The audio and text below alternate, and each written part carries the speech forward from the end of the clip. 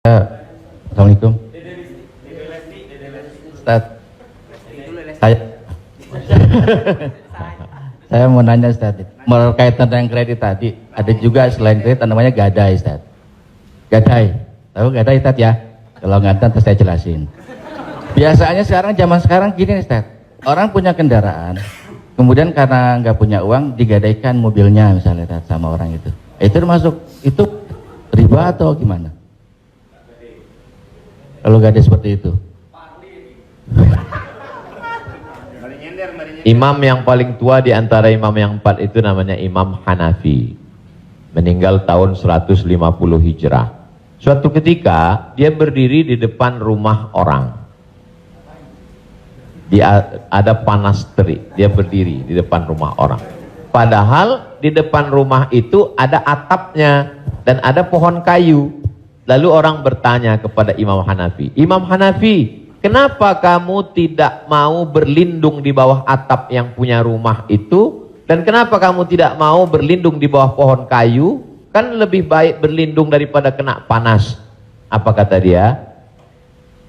Saya meminjamkan uang pada orang ini dengan sistem gadai, maka saya tidak mau mengambil keuntungan dari dia. Ayyuma lahmin kullu qardin jarra naf'an fahuwa riba. Setiap gadai pinjaman kalau kita ambil manfaat maka itu berarti riba. Tidak mau bernaung di bawah atap rumahnya karena itu dianggap sebagai manfaat. Jadi manfaat tidak hanya sebagai uang tapi juga manfaat sampai sekecil itu dia menjaga dirinya. Jadi gadai dalam Islam hukumnya boleh, tapi jangan ambil manfaat dari gadai. Yang terjadi sekarang adalah orang mengambil manfaat dari gadai. Saya punya uang, lalu kemudian ada orang mau pinjam uang. Saya tidak percaya dengan dia.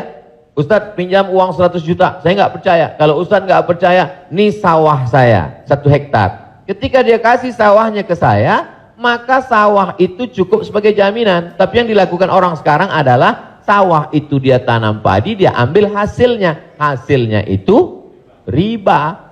Maka sekarang orang kaya makin kaya, yang miskin makin miskin. Bagaimana dia mau bisa menebus uangnya? Orang sawah dia dipakai terus dan uangnya diambil. Maka yang punya uang makin kaya, yang minjam makin miskin.